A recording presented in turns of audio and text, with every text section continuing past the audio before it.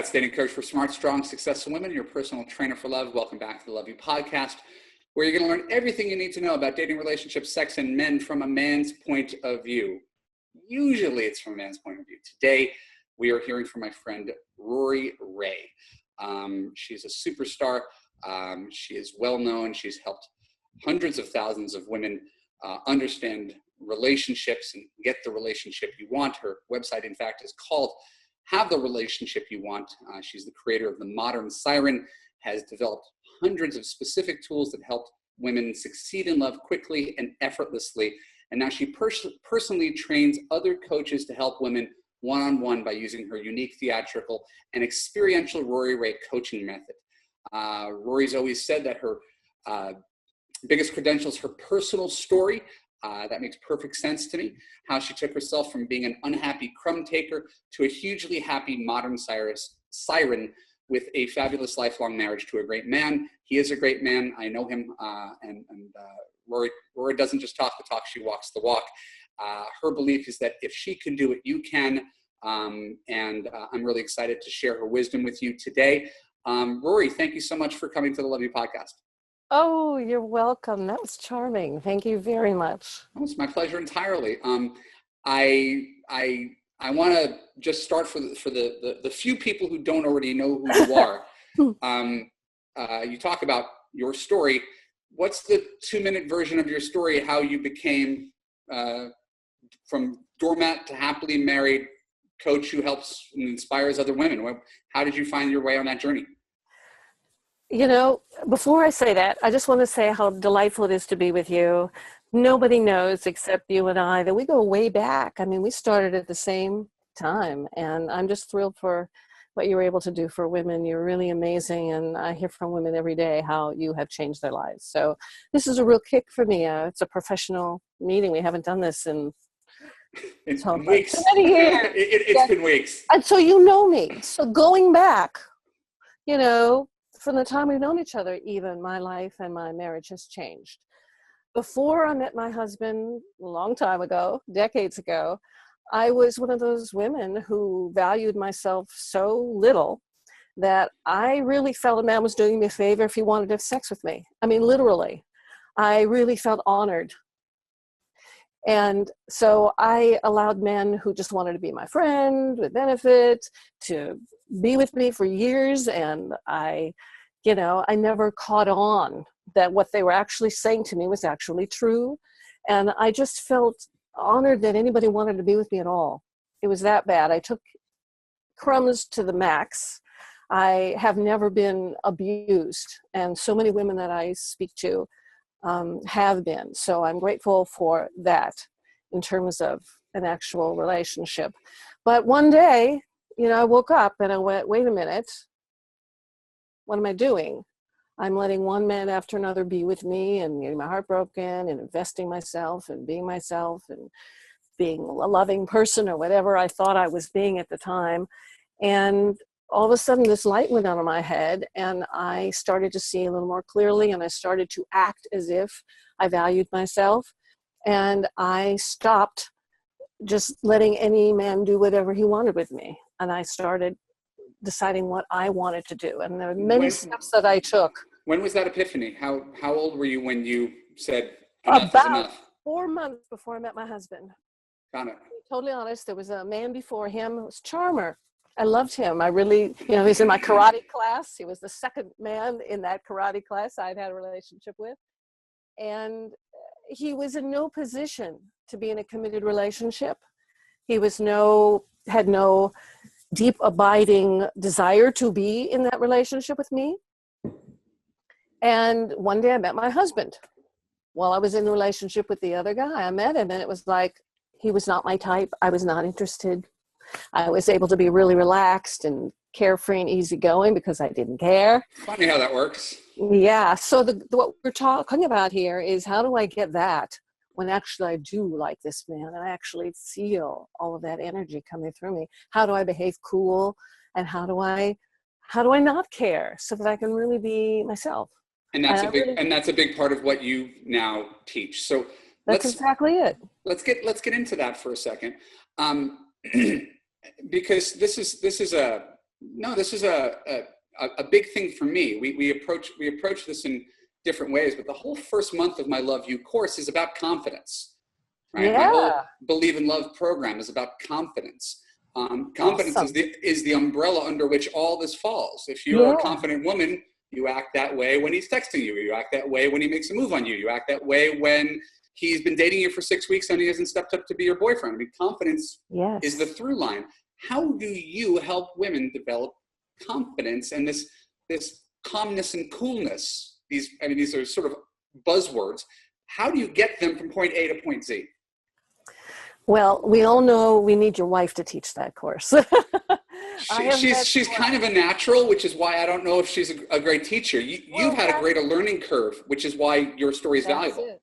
So that's kind of the question. Some women have been brought up in environments and family and genes and hormones and health that allow them to naturally feel that they could do stuff and naturally feel confident talking with other people.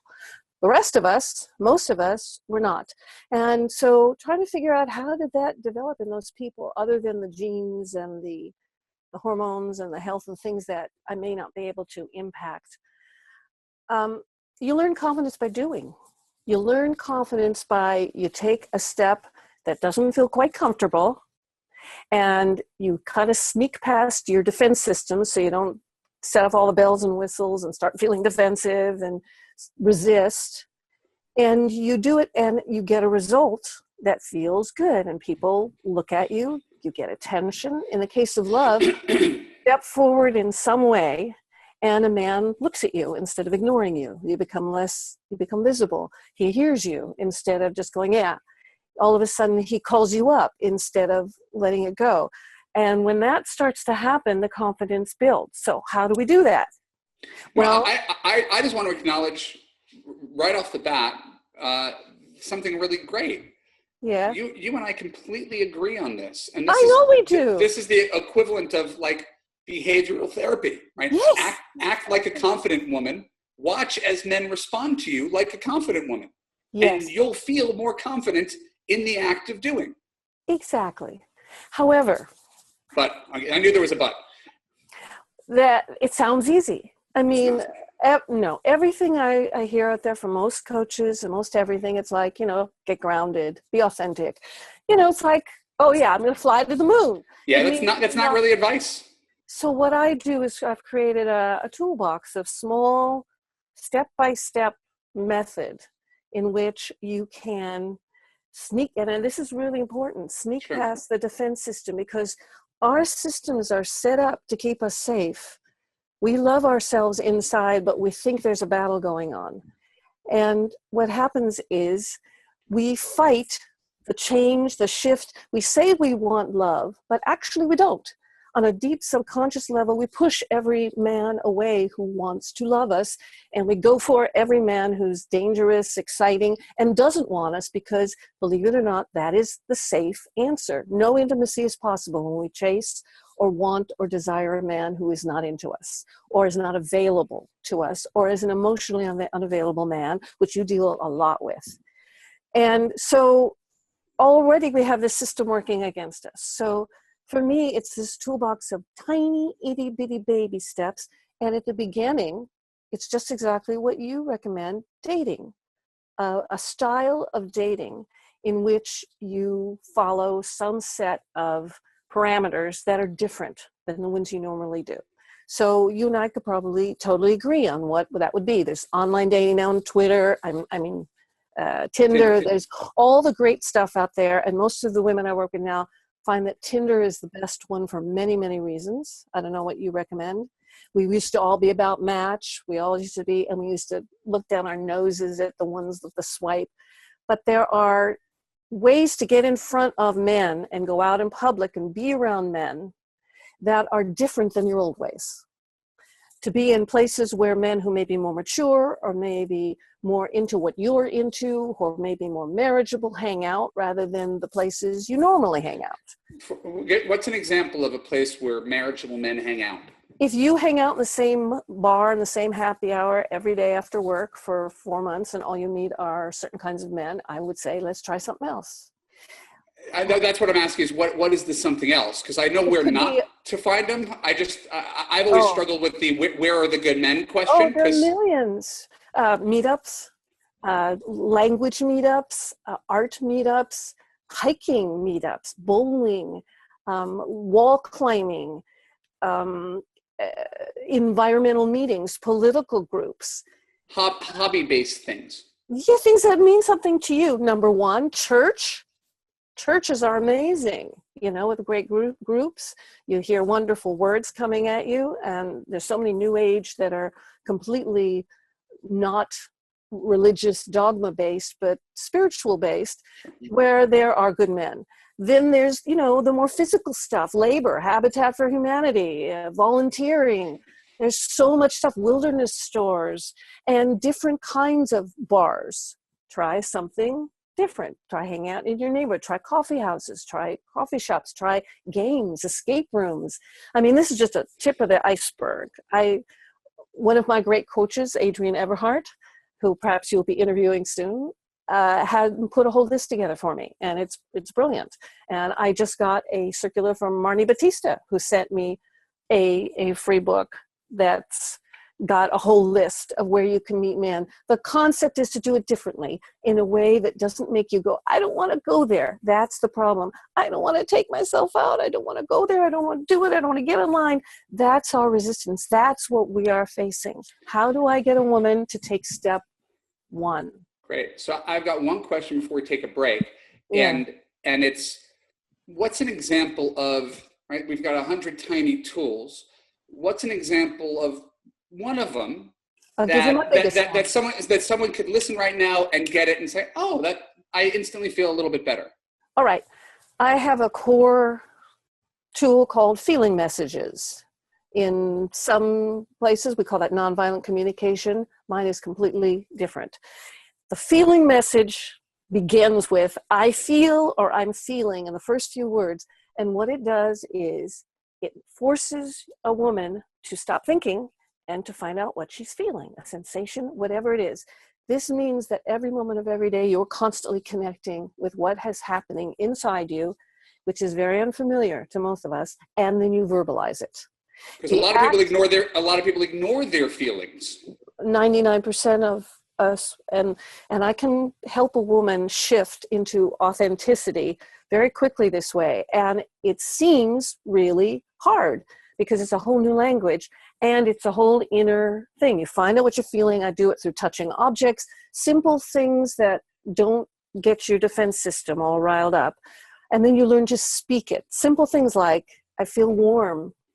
When instead of, oh, it's a really hot day, which is in your head, oh, I'm feeling warm. And as you begin to speak in the ways that do not scare you to strangers and people and wherever you are out loud, you start to get more in touch with yourself. You start to feel more authentic, and you start to get more confidence in your ability to be brave.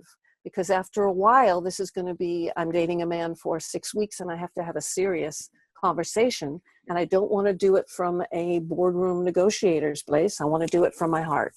Got it. The word fear came up a number of times in the first 10, 15 minutes that we were talking. Getting women to overcome their fear of smiling at a guy, their fear of having a conversation with a guy, their fear of going to a meetup, the fear of expressing their feelings. There's so much fear built into everything. And so my question is that the natural assumption that everybody is petrified? Because I understand that there are people, but there have to be some people who are not petrified of those things too. And it feels like that's the starting place for everything is fear. And I guess I just want to push back a little bit. Aren't there some people who can talk to men who aren't petrified, who just haven't found the right guy? Me? Okay. I completely would love to disagree with all of that. My work is based on a whole different plane. For me, fear is just a feeling. For me, it doesn't mean anything. I see things as a whole. Our senses are everything happening within us as part of an organism, part of our organic cells. And I basically invite women to chase fear, to invite fear. So here is the way I work. And this works with everything that I do, everything that happens. I invite women to feel, and then I invite them to fall in love with what they're experiencing. In other words, if I'm feeling fear, instead of putting a name on that, what does that mean? What is fear? My arms are shaking. A dog ran out and attacked my dog yesterday, and nothing happened. Everything was fine, but I could feel my whole body shook like a leaf, and I was terrified. And what happened immediately was anger, and I wanted to attack the woman who had let the dog loose. I think this is the way we operate. So what I needed to do in that moment, rather than distance myself from the person and run and attack and do the fight, flight, fear thing, is basically sit down and cry, or stand there and let myself feel what I was feeling. The experience was not important in terms of what it meant or what I could say about it. It was what was going on inside me, and how could I help my dog, and what was important. And that was for me to completely feel it and fall in love with the shaking, and fall in love with my anger at this woman, or my anger at a man when I experience it with my husband. He does something that triggers me and upsets me. He walks away at an event or something to go somewhere without talking to me. He likes to wander. I immediately feel this anger and abandonment come up. Well, I could shut down, which is what we all do, shut down around that, which I think is what you're talking about. I could call that fear, I could call that anger, or I could just fall in love with this feeling, this sensation that is happening. Whoa, I am feeling really pissed at my husband. Whoa, I'm feeling alone. Oh, I'm feeling really abandoned. I could feel myself crying right now. Then when he comes up to me, and when I see him next, instead of going, why did you run off? Or, which is what we all do, or shutting up and smiling and pretending everything's okay, I get to say, wow, back there I felt really weird. I felt abandoned, and I felt really pissed. And a whole bunch of stuff came up to me when I found myself alone. Once I learned to speak like that, all the time, my life changes. Everything changes. Fear is no longer a word that means anything to me. I just go, whoa, I'm shaking, and I walk in and I sit there, and anyway, I just sit down and I feel. That's why, if this is okay to keep going, I disagree with most people who say after a breakup you need some time to be by yourself and regroup. I disagree completely with that, because I've done that myself, and I ended up going back into the world just as stupid as I was when I left. So instead I say, go out, sit at a coffee shop or a bar in public where there are people, where you're going to be triggered, and feel as lousy as you feel. Cry, sit there on the stool. Don't try to look good. Don't wear makeup. Just be there. And that alone is such a major confidence builder. I cannot tell you. It's like, I don't have to be at my best. I can just sit among people and feel and cry and stare at a book. And wow. And the amazing thing is, men walk up to you when you do that. And I know that every woman has experienced that on a bad hair day, on a lousy feeling day, and they're totally, not feeling up and chipper, and they sit down and men come up to them. So this is part of the confidence building. This is part of fear is meaningless. Don't give meaning to words that people say. Don't give meaning to words, I need to ground myself, I need to this. Stay in your own self. That makes you unique. That makes you who you are. Then we find out who you are. And then the man who is meant to be with you, that person, can see you. I get really passionate about all this stuff. You do. Yeah, you do. So it sounds to me like there's probably a easy transition in your head from feeling and fear to feminine energy. Mm-hmm. How do we describe, because this is like jargon for our industry. People talk about masculine and feminine energy, and a lot of people associate feminine energy with negative things. I think it's a huge positive. How do we bridge this communication gap, get women to embrace the concept of feminine energy? And can you sort of describe your take on it? That's lovely. Thank you. Well, once again, just words. Feminine energy for me, feminine masculine energy began with Shirley Luthman, Shakti Gawain. It's a whole concept that within us are energies and personalities and voices and impulses. So if I was to define my version of this, which might be different than yours or anyone else's, I say that the masculine is involved with the thinking, rational, doing, action-oriented parts of us, all of us. So if I was to write a check, theoretically now, because I'm about to upend this entire theory, theoretically, that thinking, doing, action, stepping out, taking myself somewhere, inviting someone, initiating someone, going to accomplish something, thinking about something to be accomplished is a masculine energy experience.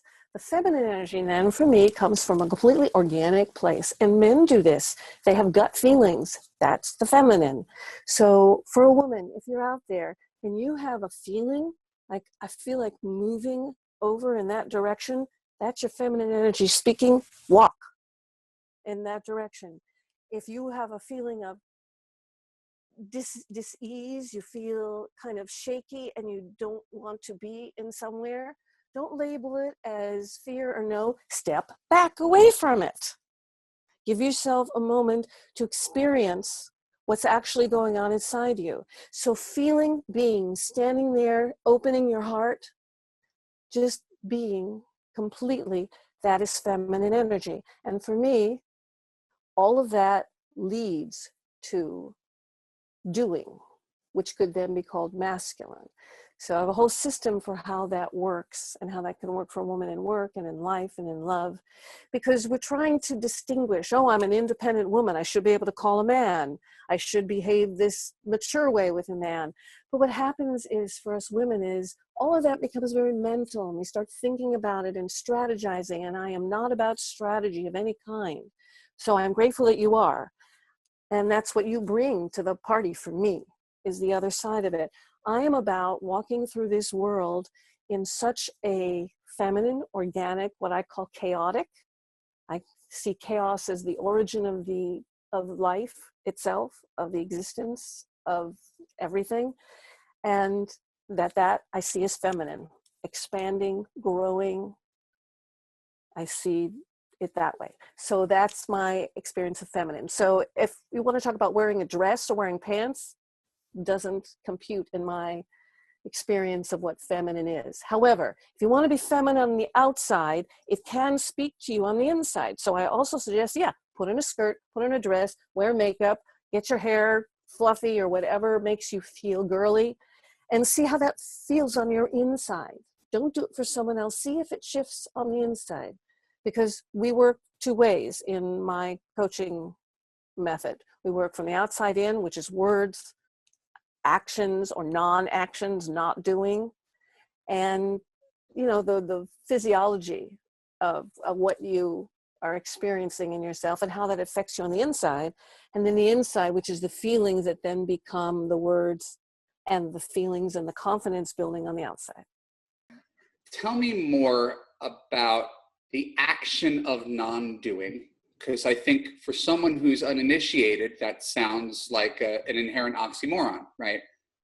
So what is not doing? How is that feminine? Because someone is going to hear this and say, this is, exactly 1950s patriarchy telling women that they shouldn't or they couldn't or that they can't, and they have to just sit there and be passive. I'm saying I've been around the block a little bit, and I've always gotten a pushback to the idea of not doing, feminine energy receptive. And so I'd love for you to come up with a way to describe it to our listeners that could help them see how very empowering it is to sit back and observe the behavior of men instead of trying to control the behavior of men. Right, and let's make this not breaking down between women and men. Let's say this is the general thing. I remember a long time ago, people talked about Bill Clinton when he's a man. When you were standing there talking to him, he was totally, completely focused on you. He was listening to you. He was nowhere else. He was not trying to wonder where his aides were. He was totally with you. That was feminine. My listening to you here, I can either just listen to you and really see you and really listen to you and track my body and make sure I'm completely loose and open to you, or I can be thinking about what I'm going to say next. Being open to you and listening to you, that's feminine. thinking about what I'm going to say next is masculine. So being receptive is not necessarily a girl trait. We women want men who are like that too. We want you guys who have that 100%. feminine, sensitive chip. At the same time, we want you to be able to think our way to a movie. We want you to be able to find your own directions because you like that. And we want to support you in that. Primarily, you men prefer the thinking, figuring out, analytical realm. And so I want to support you in that because that allows me just to be here and enjoy the ride. So for a woman to disagree with what I'm saying, that doesn't seem likely if I put it this way. But if we put it in the way of subservient or demurring, yeah, nobody wants to do that. But I'm going to play devil's advocate, even though I completely agree with you. Yeah, like how could I not demur to you? Well, it's not even that's demur. I believe in equality. I believe women and men are equal. And I want to make decisions, and I want to drive the car, and I want to, right? I live in my masculine energy, and I'm comfortable that way. Yeah. Bravo. So why do I have to change that piece of me that has gotten me this far in life? Are you speaking as a woman? Yes, I'm completely speaking as a woman. Well, that's fine. Do that. You want a good man? Stop doing it. Sorry. That's pretty black and white. Look, there's a dynamic in this world. There's a romance. You can be best friends with a man and drive and do all of that. But you want some romance, you want some sex, you need some polarity. That's just the way things are. You need hormonal balance. You need to have more oxytocin. He needs to have more testosterone. There needs to be a thought process and a concept of who you each are that contributes to romance. And that's what I mean when I say that things have not changed since caveman days. And we have to find a way to be ourselves fully, passionately, that does not come from the masculine energy. So let me give you an example. I just saw a video of a climber, a rock climber woman. All right, now this woman is completely powerful, climbs, has video channels and all sorts of stuff, and every word that came out of her mouth was a feeling message. I actually put it on my blog. It was how it felt to be there. Her business works from there. I have a new interest for women. I call it business siren. But it's essentially how to do business, how to fulfill what you're talking about, how to drive the car, how to get where I'm going from this feminine aspect of, oh my gosh, I really feel like being in that place right now. I think I'm just going to get there. And then your boy energy, which is a nice, cute way of describing it, drives you there. So if I have you, I get to want to be there and you drive me. Isn't that nice? In real life, you drive me. So what's wrong with that if we're dating? I can't see a complaint. I am about as type A, successful, driven, wanting to create an empire, hardworking woman as I know. And I do not feel the necessity of coming from anywhere but my feminine, because that passion gets me going and keeps me going. And I write from there and I talk to people from there. And it's amazing. And so why not do that with you romantically? Because that's what's going to inspire you to want to be romantic with me. It's going to turn you on. And let's make sense here. I can't make you turn on. And if my masculine energy is not turning you on and what I want is you in my life, don't argue with me. Try it. Try it. See what happens. Try your feeling messages. Let your arms drop. Smile and let the guy pick you up and see what happens instead of inviting him out. What I find interesting when I bring other coaches on the show is how almost like a religion, which tells people to be good people. Good dating and relationship coaches often say almost identical things, just using different language. Rory's way of expressing things is different than mine, but I pretty much agree with everything she said. And I think that's valuable. Pretty much every guest I bring on, I'm bringing them on because I think they have a unique way of approaching the same situation, which is universal. And so let's get back to our friend Rori, who uses other terminology. She's really good at making up terminology. I'm terrible at it, but Rory's really good at making up terminology, putting labels and things. And she uses the term siren to describe women. Now, siren is, right, I mean, that's an ancient term, and Rory's modernized it with something that she calls the modern siren. And that could fall under the umbrella of dating relationships, that could fall under the realm of business. But Rory, what would you call a siren? And how could a woman become a siren? Cool question. Well, I love stories, and I find storytelling to be a really amazing way to help myself be in this being place instead of this doing place. So the siren legend kind of came to me, and actually, I believe it was suggested by my friend and mentor, Eben Pagan, over dinner one night, the modern siren. And so I looked up the whole siren legend, where sirens are on an island singing, and then Odysseus comes by and all the boats hear this singing and are mesmerized, and they crash their boats on the rocks and they climb up and the sirens attack them and eat them. And that's the end of that story.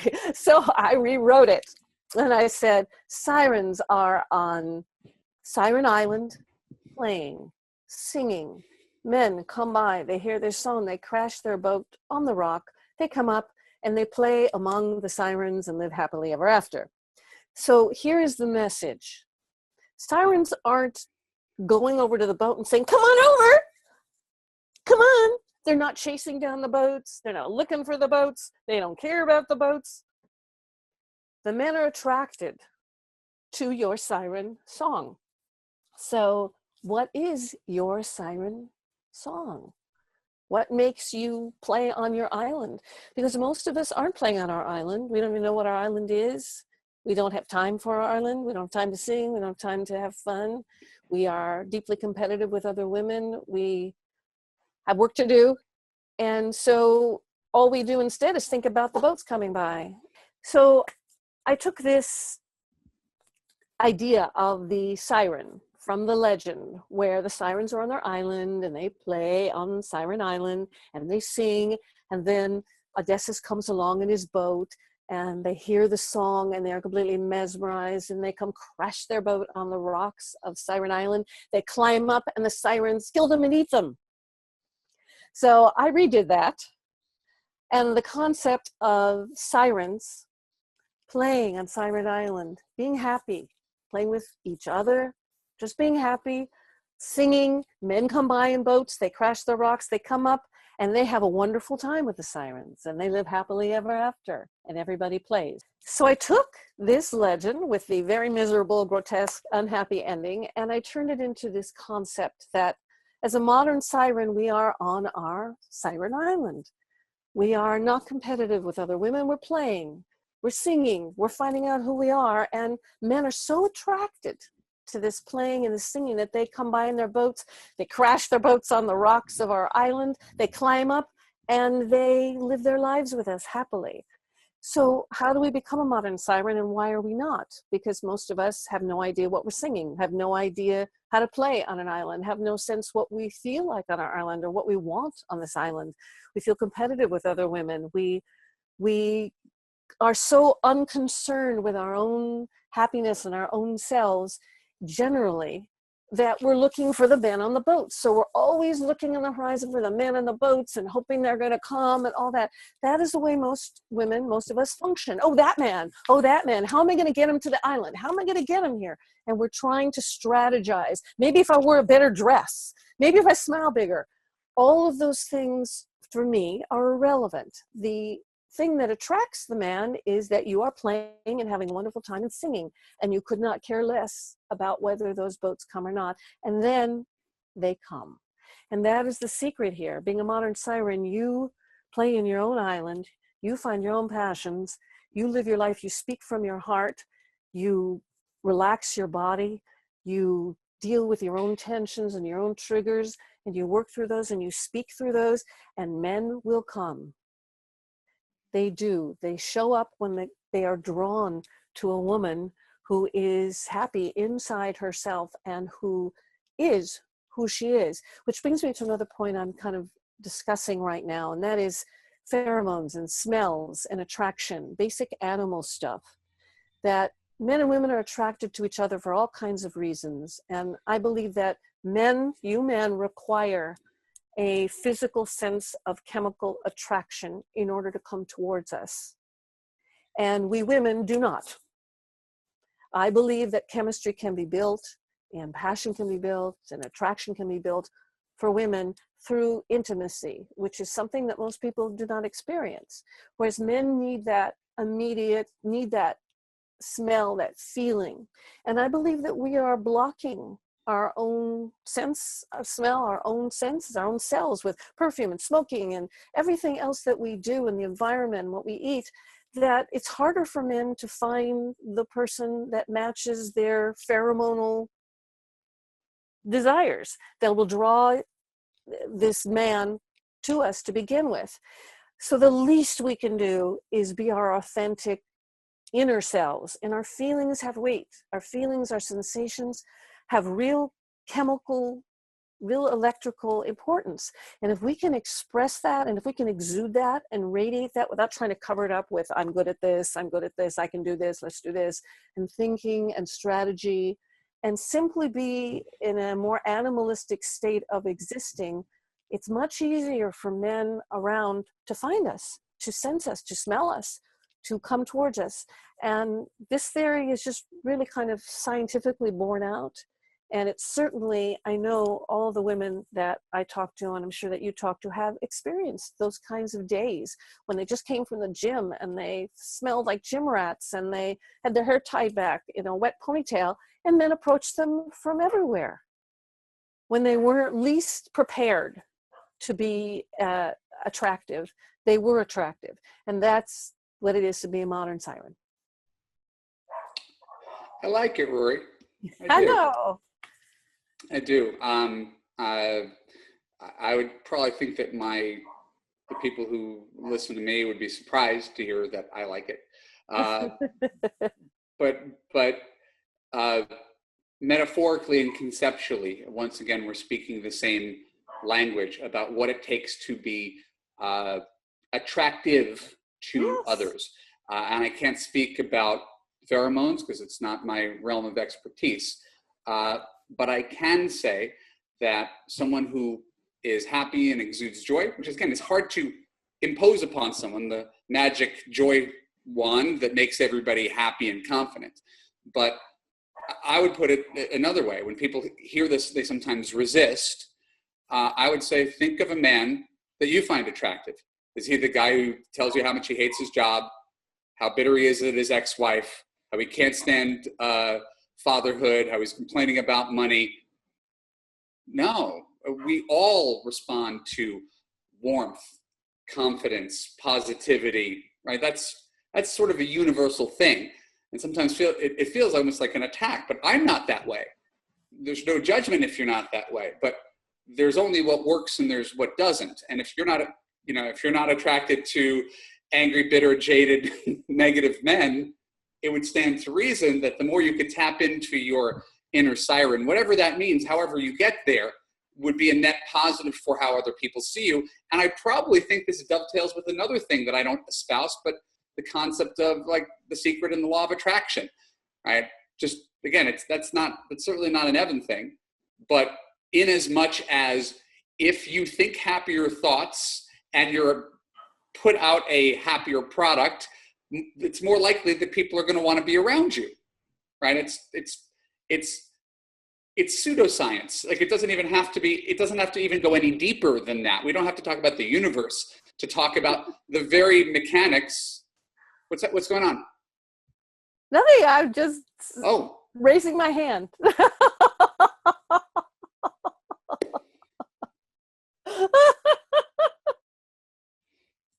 Yes, you in the front row.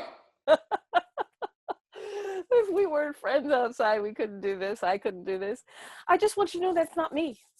That everything you just said does not apply to my work.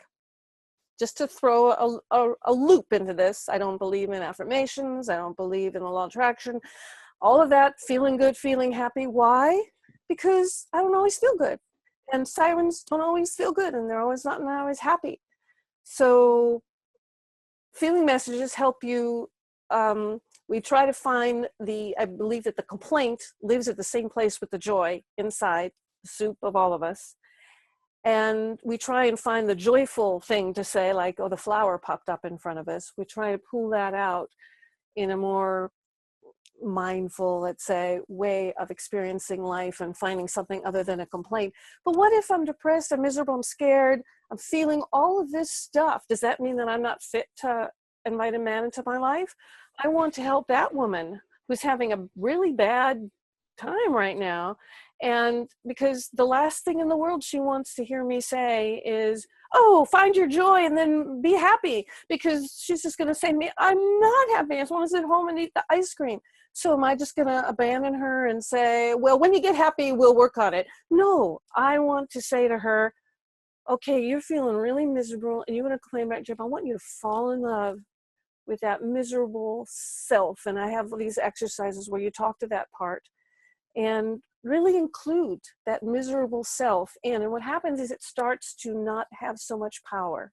And then we just kind of slowly take that miserable self out in the world and let it be and see who it attracts. And then we take the self that develops from falling in love with that miserable, complaining self and those thoughts, because usually those complaints come from thoughts. And remember when I talked about I was angry with my husband and all those reactions, it starts to, once you kind of pour love on those reactions, they start to fade a little bit. And then we start to feel a little differently. And I don't want to put a title on it like happy or I'm being joyful, because some women are not attracted to happy men. A lot of us are attracted to deeply troubled, deeply edgy. Isn't that sort of a problem in and of itself? It is, but do I just push you aside or do I help that shift? If some women are very attracted to abusive men, what I want to do is say, hey, let's slowly undo that man picker. Let's slowly undo that instinct to be connected safely to a man who will hurt you. Because some of us are really attracted to men who will hurt us because we hate ourselves on some level, and we haven't got to that level of uncovering yet. So what I really like to do is uncover all that self-hate, fall in love with that, and let all these voices circulate. And then what happens is different kinds of men start to show up out there. In my opinion, there is no one else. It's all a mirror. And kind of forget the law of attraction. Who I am shows up out there, and then that is attracted to me if I am attracted to me. So it's all, if this sounds a little complex, it's not. It's slowly baby step of discovering who you are, investigating who you are, learning to speak what's actually going on, which is an act of total courage, feeling confident from that total small, tiny steps, and then beginning to be okay with these voices that constantly come up that are scratchy and crunchy. The man in the front row. How can a woman find, if not Rori Raye, but a Rori Raye coach to walk her through this process of discovering and falling in love with all the good and the bad? What a great question. This has been my greatest pleasure over the last few years. I have Rori Raye Relationship Coach Training, RRCT, and I've trained about 70 coaches, about 20 of them who you probably know because they're superstars. They're out there. All you have to do is go to blog.havetherelationshipyouwant.com and hit Ask a Coach, and you can download a whole bunch of free things on the blog. It's my blog. There's 1,000 articles there. It's totally free. Ask a Coach, and you'll see my certified coaches. So go look through them. See who appeals to you. See who gut level feels like she is like you. See if she has something similar. Go to her website. Look at the pictures. Download her freebie. See if what she's saying is something that you could relate to. And take a free session with her. And that's how you find your coach. And if that doesn't work for you, or you need somebody who's not certified and maybe less expensive, email me. You can email me from the contact form there, and I will either personally refer you or I will have my assistant refer you. This is all a passion of mine, to help you individually to use my programs and my tools, with somebody holding your hand. I appreciate it, Rori. You're Thank welcome. you. Thank you for sharing this podcast with me and sharing your wisdom and metaphors with the women who are listening today. I look forward to seeing you again in person and buying you a drink for your time. Oh, me too. We will meet. All right, good stuff. My name is Evan Mark Katz. That was the Love You Podcast. Next week, we're going to be talking about whether you can change your man. Interesting topic. Stick around for the answer. If you enjoyed this coaching and want to be a future guest on the Love You Podcast, go to www.evanmarkkatz.com/podcast guest to see upcoming topics and ask questions. Subscribe to me on iTunes. Subscribe to me on YouTube. Links are below if you're watching on YouTube. Follow me on Facebook. Follow me on Twitter. I give away more free dating and relationship advice than maybe anybody but Rori. So best of all, I give away a ton of stuff through my website. I just redid the homepage, www.evanmarkkatz.com. Give me your name and email address, and I will help you identify your #1 relationship challenge and help you solve it instantly. Thank you so much. I appreciate you. I will see you again next week on the Love You Podcast.